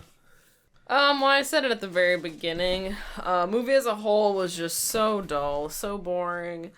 I think my favorite part was the intro where, like, you know, how, like, these really theatrical intros were, like, a thing in the early 2000s. Like, Spider-Man with all like the web, Like the opening credits. Yeah, You like the credits? I liked the opening credits a lot. There was like there was a lot of art. It was animated. It was kind of comic style. It was really cool. You don't remember that? I think I was distracted by the Greek letters. The Greek letters You worked were- into the Yeah. the credits. You went off about the Greek letters. I wasn't paying attention to that. I was looking at the art. So The art was pretty cool. That Okay. was probably my favorite part of Okay. the movie. that's fair. But for me, I was distracted by the credits because all of the letters are all caps and all the E's have been substituted with sigmas. Because I guess that looks cooler and it almost looks like an E, but a sigma is an S. It's Right. not an E So they sound. misspelled everything. So it's Selextra. Seleka, yeah. It's just it's so fucking stupid. It's just kind of like It's gimmicky. yeah, it's what you said. They're just borrowing from, Spider-Man had webbing in his credits, and then Daredevil copied that by putting Braille in his. And we don't even know if it was real Braille or if it just looked like Braille that they made look like the letters. Sure, I yeah. loved it. Which Random is Braille. which would be terrible. But That would be That'd horrible. be kind of offensive. Also, they can't feel TV Also, screens, like so. showing Braille True. like that as a thing, it's like that's not what Braille's for. You're supposed to feel it. So. Right. Well, that's my point. Right. But like thematically, I guess they felt it worked, and I guess it sort of does, but it is tacky, I guess would be the Yeah, word. I wasn't a fan. So we were kind of saying, and I truly believe this, that this movie is mostly filler. The OCD subplot. That's not a subplot. I don't know why I said that. There's a, it's Subplot. You know what I mean? But What? it's this a small thread in the movie where apparently she has OCD. For what reason? What's the payoff? There is none. I guess Just- to relate to Abby. But Abby doesn't have OCD. Does she? I They- don't No, know. I think she does. I That's don't how know. she recognizes it. But that's not really a payoff. Anybody could write. You see someone counting their steps, you're like, all right, you've got an obsessive That's compulsion. true. I guess. Or like, trying not to like step on cracks or like, I don't know, being weird. Everyone's got a little sprinkle of an OCD. Oh, I'm maybe. sure. Well, sure, but Yeah. when you put it in a movie, it should pay off. It's not just to be realistic. Like Her oh, OCD should have had her like solve some sort of issue or notice something or yeah, exactly. but they didn't do that. I should be a movie writer. Oh, we Let's would write the a best movie movies. and then we can review it on our own podcast. No, but it's all filler. Like I said, that's filler. It's just a kill time. The flashbacks are all filler. They're completely They're also unnecessary. all over the place. They Those take up half the fucking movie. that's my I point. swear. They at least take 15 to 20 minutes, which is why it's in the movie. It's just a pad for time. Because the only thing the flashbacks tell us, like, okay, her dad was kind of mean to her. Sure. Sort of. Sort of. I didn't And even get that. I just thought, oh, he's tough, but he's loving. That's what I got. Loving? Where'd you get loving from? Well, he didn't seem mean. He was just like, hey, work No, harder. he didn't seem mean at all. I never got that. He just seems like a tough guy. And he seemed loving in Daredevil. Yeah. Oh, yeah, I forgot he was in that. And then we learned that... Kirigi? Keurig, move on. Kirigi. Kirigi is the guy who killed the her mom. Yes. Right. Not But the demon. They could have told us that in a single flashback. They could have just said it out loud. Might have had more emotional weight. They also if could have they done said it in dialogue early in the movie and have her know it the whole time. That way there's more tension between the main character and the villain. Sure, there's a bunch of ways they could have approached this. Instead of discovering at the end of the movie that you guys have a connection. Sure, yeah, but not all the you don't need 8 flashbacks to do this. No. And / dream sequences, because there's flashbacks and there's dreams. They all kind of like mesh together, right? Yeah. Just a complete waste of time. Well, this movie was a complete waste of time. It's just it's all cheap. The effects are cheap. CGI is really bad. Tattoo has some dogs that like glow and they fly. Oh, yeah, they don't look good. That's just filler effects. Also, I think we skipped the part where the big guy got crushed by the tree, right? Yeah. I didn't include him in anything. Well, he's bulletproof, but a tree killed him. I love that Elektra pretends like she did that. Yeah, no, he did it to himself. She's like, yeah. No, it was very convenient that he was there as the tree fell. Yeah. Babe, you got anything else The on villains are the boring. analysis of the movie? There's not too Like, much to I don't know. analyze. with I this thought movie. it was super whitewashed. You guys didn't think it was whitewashed? I don't know what the whitewashing There were would Asian be. people in Asian roles. Jennifer Garner and like Greek. Abby and like it. Abby. To me, this just She's not a character in like the source material. no, I know, but it gave me the vibes of like, oh, you have these like martial arts movies. I don't know what the right word for that is. Kung Fu? Kung Fu, yeah. And then If you they're have practicing Kung Fu. the professional, actual like ethnicity. So you're saying only Asian people can learn martial arts? No, that's not it at all. I'm saying like the white savior complex. They Yes, come in and that's they're what the you're- best. yeah. That's what the vibes I got from this movie. I'm surprised you guys didn't like. Abby's white as fuck. Jennifer Garner's No, white as fuck. you're- Like they're the best of the best. I'm like White ah. savior, yeah, that is a thing. But I got major white savior because vibes. but it is that's the thing with comics, especially around this time period, is that there's a lot of white savior going on in these comics. Iron in the Fist. 80s and 70s. Iron Fist is the yeah, best he's example. another one. Yeah, I do like his character, though, to be fair. Sure, but like Iron Fist is kind of like the Last Samurai, where he joins these people and he becomes the best of them. Yeah. right. Yeah, Uh, people that have been doing this as their craft for years and years and years, but Right. some whitey comes in and is better. In the Exactly. case of Iron Fist, to be fair, he trained like his whole. whole life there also. I mean, that's Yeah, one but thing. it was yeah. written as a way to like, okay, so they're like, all right, we want to tell like a martial arts story. We couldn't possibly do that with an Asian character. No one will buy those comic books. Let's throw a whitey in there. True. He becomes the best one. That's this white savior concept, right? Yeah. And yeah, the problem is that like when you now today, what do you do about it when you have all these stories that you want to adapt into movies?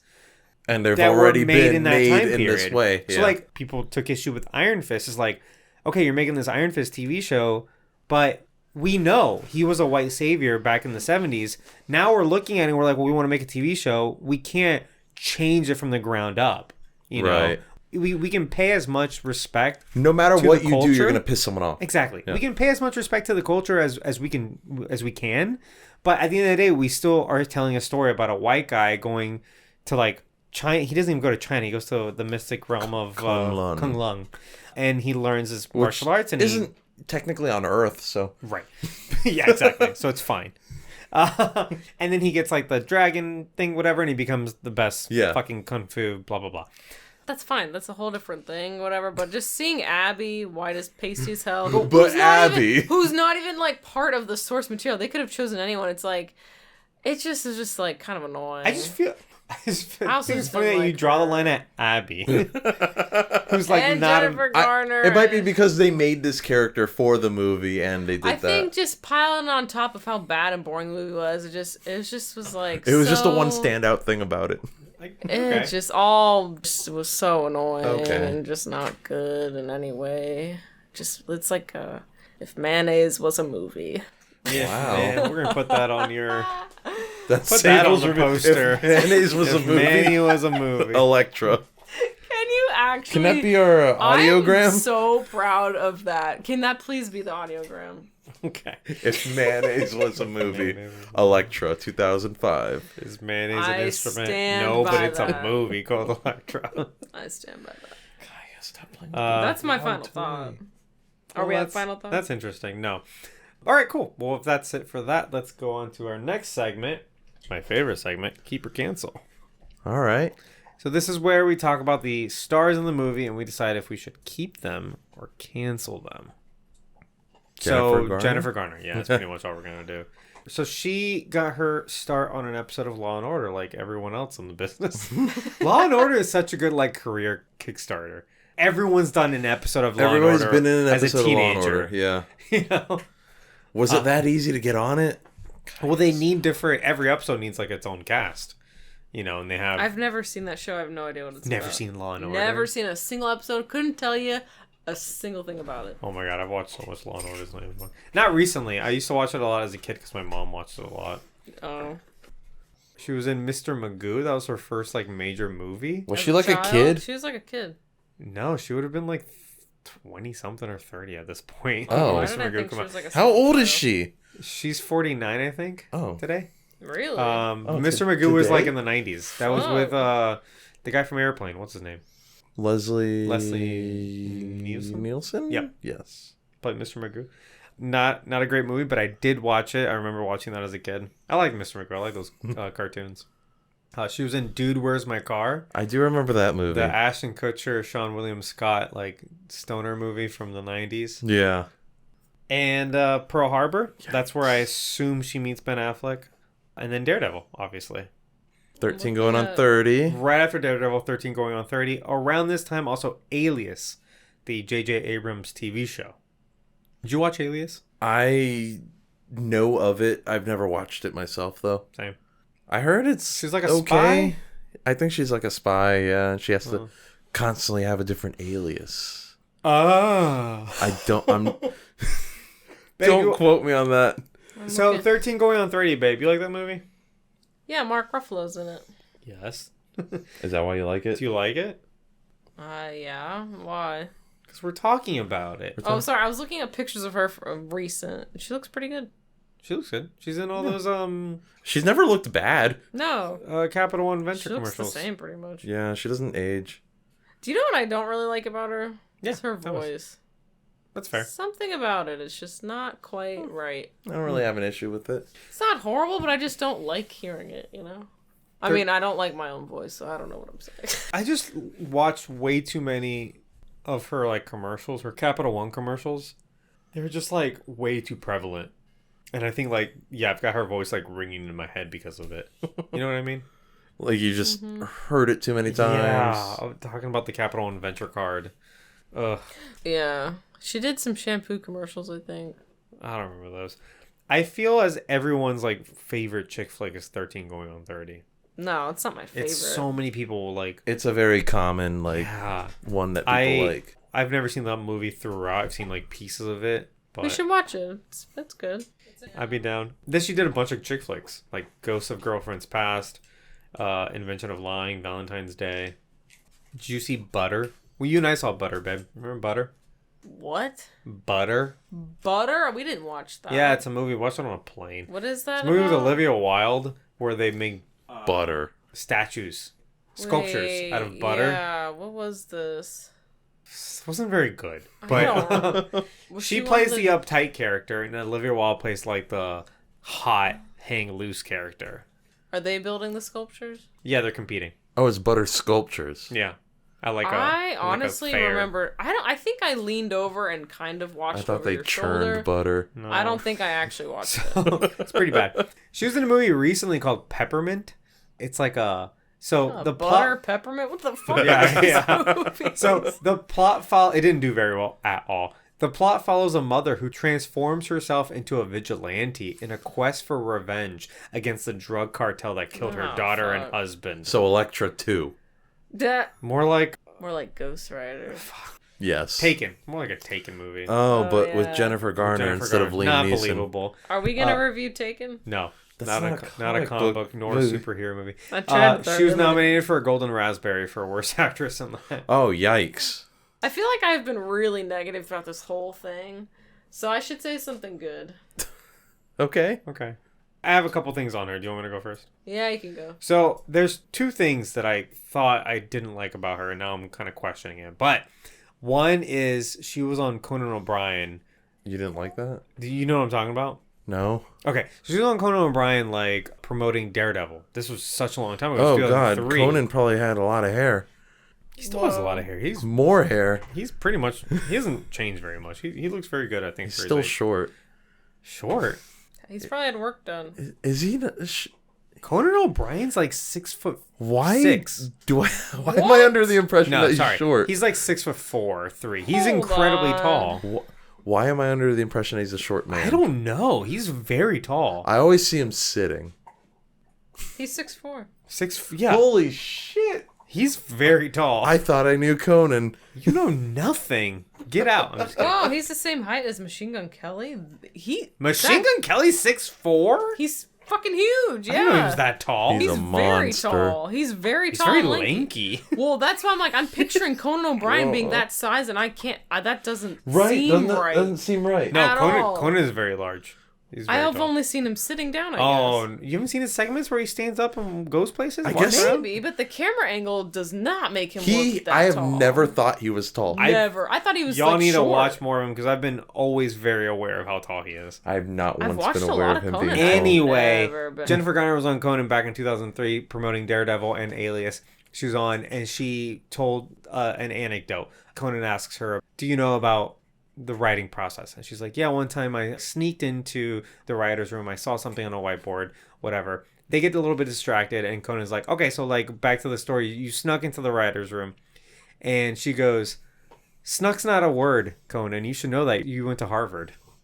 And I always thought that was like that just got under my skin, you know, the way she kind of just like said that. And Conan She's plays trying it to for be a lot. funny. I guess trying to be like outsmart him or whatever, outwit him. Right. He plays it off. You know, they played He's it for good a at laugh. They banter. They banter about it, and he's very self-deprecating, so it really works for his humor or whatever. They go to commercial. When they come back from commercial, he has a dictionary out, and he's flipping through the dictionary, and he's like, oh, look at this. And they zoom in on snuck, past tense of sneak. And so they have a whole fucking thing about it because it is a word. Right. But just the kind of like her going on the show and just being like, I don't know, just being like, snuck's not a word. See, Conan. that You makes me should- not like her anymore. You should know that. You went to Harvard. But I rewatched it today because I remember this always was kind of like in the back of my mind. And I'm like, well, you know, Conan, he does that. Like, you know, you go on his show, he might make fun of you. He's very witty. It makes you want to kind of like be able to banter back. You might kind of like. Do you think that was a planned banter? No, but like. I don't Sometimes know. I plan it. So what I'm saying is, like, at first I was like, I didn't like that about her, that comment or whatever. But then I'm like, hey, you know what? Like, she's probably kind of like on alert, you know. Like, you know, when you're talking to someone who you know, like my friend, you know, when you're with him, you're like, he's gonna hit you with something. He's gonna go. You gotta be on. You gotta be Yeah. kind of on alert or Do you whatever. know who else? I'm like this with a lot of very specific people. Please Sure. cut this part. Yeah, no, the names will be cut out. It's the witty ones. You gotta be very. Yeah, I don't care about this anymore. But my other thing, so you know Kevin Smith, right? Writer, Right, director. yeah. So Kevin Smith casted Ben Affleck in Mallrats, and he was typecasted as like the bully. I don't know if you've seen Mallrats. Yeah. Right. So Kevin Smith's like, you're a good actor. You shouldn't be the bully. You should be a lead actor. I'm gonna make you a lead in my next movie. And he's told the story a million times. So he goes on to make Ben Affleck the lead in not his next movie, and then his next like 3 movies. And he has supporting roles in like 2 or 3 other movies. He also helped pitch their script that they wrote. Good Will Hunting. Good Will Good Will- Hunting. oh. Thank you. Oh. And so Kevin Smith sort of like made Ben Affleck's career. Yeah. You know, at least kicked it off. And I guess right? Matt Damon by association. Pretty much, Yeah. yeah. So, and we all know Ben Affleck and Jennifer Garner get married. Years later, Ben Affleck's no longer in Kevin Smith's movies, right? And then someone asked Kevin Smith about this and like, you and Ben Affleck used to make movies all the time together. You guys were friends. What happened? And Kevin Smith is very honest guy, maybe too honest. And he says, yeah, like we haven't really talked very much in a while. I think it's because of Jennifer. I don't think she wants me around him anymore. And that doesn't sit well with me at all. If Sable told me like, hey, you know your friend Berto? Fuck that guy. I don't want you hanging out with him anymore. I'd be like, no, you don't get to I do tell me. say that a lot. Yeah, she does. No. But I'd be like, no, like you don't get to tell me who I'm hanging out with and who I'm not. Those are my friends. Right. You know what I mean? Was he joking though? No, he was like dead serious. And they actually didn't talk for years and years and years. The whole She seems uptight. that's my point. Ben Affleck being in James Silent Bob reboot, that happened because someone asked Ben about it. And he was like, I don't know, maybe. Just said the nice thing. And then someone then went to Kevin Smith and was like, hey, Ben said this thing. And Kevin Smith's like, yeah, but Ben's just being nice. He's being nice to you. That's it. We don't really talk. And then that inspired him to just give him a call. And then they got back together and he was in the movie. And now they're maybe they're on Fictional characters. fictional characters. Whoa. But a person who just thinks that like, oh, we're dating now, I get to control who you get to be around, your friends or whatever, you might be able to say that like Ben Affleck, I don't know, he's probably a douchebag. We said this when we were talking about Daredevil. But Kevin Smith seems like the nicest guy on earth. I wouldn't say Ben Affleck's a douchebag. I think he is the epitome of what you would be like as a celebrity. I could probably be a douchebag. I wouldn't don't say douchebag. look. though. I don't disagree. I'm just saying like I don't know him, so like I don't. We're going off of what we see. Also, he was like an alcoholic up Ben? until very Isn't recently. he? Oh, is he not anymore? He just got out of rehab like a year ago. If anything, Ben Affleck is a negative influence on Kevin Smith, not the other way around. Right. So, like, why would you? I don't know. Like, Maybe that she just doesn't- didn't like him. I mean, doesn't he smoke That's- a lot of weed? No, that was after his heart attack. Oh. So at the time, he was just making. He was just a really fun, chill dude. gross movies about He's a strong personality. Maybe she just didn't like him. Look, If you're uptight, you're not gonna like someone when like we Kevin started Smith. dating, like you had friends that I didn't like, and I had friends that you didn't like, but neither one of us was like, you can't hang out with that person anymore. No. That's fucking. I don't know. That's a line for me. Is all I'm saying. Yeah, I get it. So I say cancel. Cancel Jennifer Garner. I thought you were gonna turn this around and you were like, "Oh, I've heard all this stuff, but I like her now." It sounded like you were gonna. Flip Yeah, it. yeah. I think he was planning on doing Yeah, that. I'm 50-50. She still seems like a nice person. She seems very normal. There's nothing weird about her, honestly. Though just one thing stuck out. But also, and again, I'm not taking Ben Affleck's word for it or anything like that because it's not like I'm, like a fanboy. He did post on Mother's Day a picture of Jennifer Garner Oh, yeah. on Instagram. Was like, hey, she's an excellent great mom. She's a great mom to my 3 kids. Here's an appreciation post. And he barely posts on social media. That's not the kind of person But he she is. probably made him post it. There's no way They're that not she- married. Yeah. They're not together. So it was just true. it seemed like a very kind Like of a genuine genuine like post. she's an awesome mom. I just want to kind of like whatever. Like we're not getting back together or anything like that. She's just like, here's an appreciation post about the mother of my children. And I'm like, Well, that makes me want to keep her. yeah, maybe maybe she is a great mom. Maybe she is super cool. And I liked her in Yes Day a lot. Yeah, she seems like. So I'm only saying cancel because fuck, it doesn't matter what I say. It's just a thing we do. Yeah. I say keep her. Oh, I mean, he it did doesn't seem to post. be anything like super outstandingly terrible about her or anything. No. No like big scandals or anything. She hasn't she's killed anyone very as far as we normal. know. She's no like She's not a it's- Scientologist. She's not a what was the thing that Zack Snyder is? A Christian Scientist. Oh yeah. I say keep her. She seems fine. Yeah. So wait, babe, are you canceling her or keeping I her? said cancel, but like it doesn't matter. I barely believe it. Okay. I'm very on the fence. Is all I'm saying. Downplaying his own. I would say it depends on the circumstance. If we're just saying in general, no consequences, keep or cancel, I'd be like, keep, whatever. Yeah, the whole point of this is no consequences. We don't get to decide. We're idiots. No, but I'm saying if you're like, oh, well, it's like keep her over another actress. Oh, Like, no. She's bottom of the barrel for me. I have no feelings about her. When we saw Daredevil, you were just like, oh, she's gorgeous. Her outfits were cute and like she's pretty, but that doesn't mean I'm. Doesn't mean she likes her. So I'd keep her. 2 keeps, Cool. 1 cancel. I think she does fit like the uptight hot mom archetype pretty good though. Yeah. Seems like that's who she is. What other food movies does she have out? That's it. We got butter, we got peppermint. What's next? Sausage, Mayonnaise. mayonnaise. Oh yeah, this Elektra. is mayonnaise. Yeah, we got it. Okay, so final thoughts into the Phantom Zone. Sable. Oh yeah, throw it in. You- Elaborate. Yeah, you were saying this earlier. This movie's boring for you. And Oh, stuff I've like yeah, that. I've said it a bunch of times. Okay, cool. Great. This movie has no Next. purpose for anybody. It's doing the most without doing anything at all. Okay, if this movie was a food, it'd be mayonnaise. If this movie was a person, it would be those people that use nothing but fluff words, but they're actually not saying anything. You know those people? Yeah. Yeah. This movie is the epitome of that. Nothing's happening. It's that there's probably like 10 minutes of like somewhat mildly entertaining at best. That's even overstating it. Scenes. The rest of it's just fluff and boring. And I hate it. That was very good. Yeah. Thank you. Wow. Yeah, in the Phantom Zone, Yeah, way in there. Throw it in, never let it out. Berto. I don't have as strong of thoughts on this movie, but that's also kind of a problem because I don't really have any thoughts on this movie. Like, it left me feeling empty. Me too. I feel worse. So I'm going to say put it in the Phantom Zone because I kind of wish I never watched it. Same. Didn't add anything to my life. It wasted my It time. took away Sucked. some hours off of my life, so it's not good. Plot sucks. Writing sucks. Characters suck. Action sucks. It's This might be one of the worst movies we've watched on this podcast, actually. You think? Yes. I think so too. Ghost Rider 2. It's close. It's close. Entertaining? Ghost Rider 2 was more entertaining than this was. If you had to watch one of them again, which one would it be? Ghost Rider This. 2.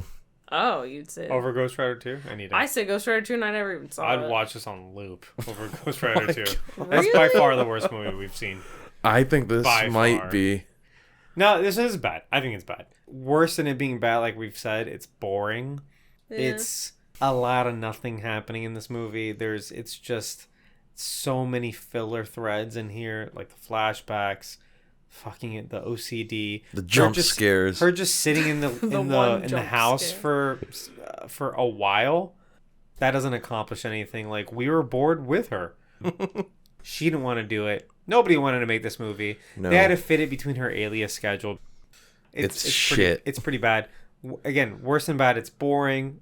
There are certain things that may be comic accurate. The outfit. Sometimes she's all good, and sometimes she's kind of bad, and whatever. But like, it doesn't do it enough. It doesn't explore this character very well at all. It's filmed very poorly. The effects are horrendous. Except There's- for that bird, though. That shit looked real.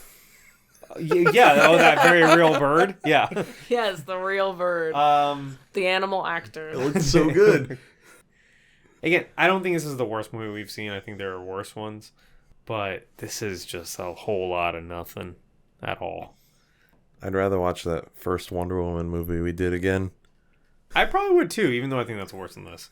Because I'd again, rather watch it can be Jason worse. X again. Oh, But me too. absolutely. I'm But this is excited to watch that way again, more actually. boring. This is more nothing on film than any of those movies. Yeah. You know what I mean? So that's it. That's in the fandom zone for me.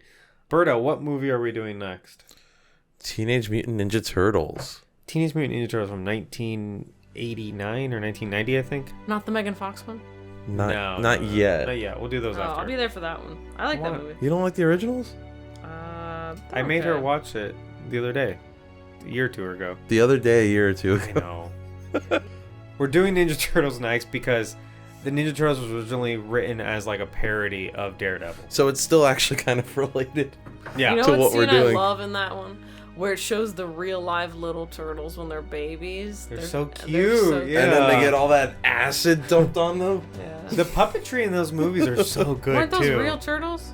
Yeah, but then they turn into little puppets. Right. I liked the little real turtles. Yeah, That's, they were yeah, I cute. like those. But there's a little puppet where it's like I think they're Jim Henson puppets too, where he starts standing up and Michelangelo and he goes like cowabunga. Cowabunga, dude. No, I think he says like pizza. I think he says pizza. Pizza time. I'm so excited for Ninja Turtles.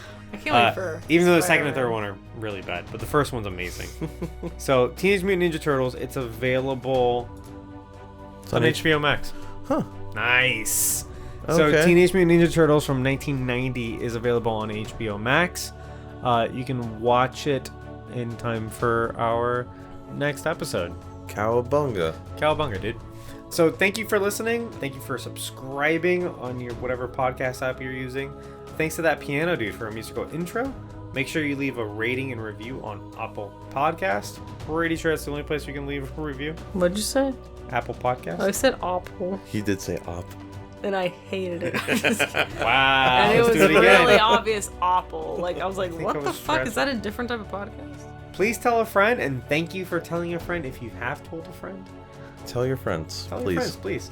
You can find us on Instagram at Films from the Phantom Zone, and you can find us on Twitter if you want to argue with us at Films from PZ. No. All these episodes are available on YouTube. If that's how you like to consume podcasts, they're there.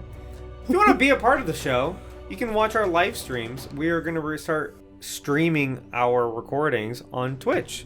And that's going to be on twitch.tv/filmsfrompz. Yes. We're kind of experimenting with this, but we think... Keep in mind also, this is like the recording process. It's not the finished, polished, edited podcast. We will be taking questions. If you want to be a part of it, ask a question. Be there while we put these episodes together. Hey, you can do that now. So that's on Twitch. Or watch our stupid faces while we talk. Yeah, you can watch. I was gonna say, there's poor probably angles.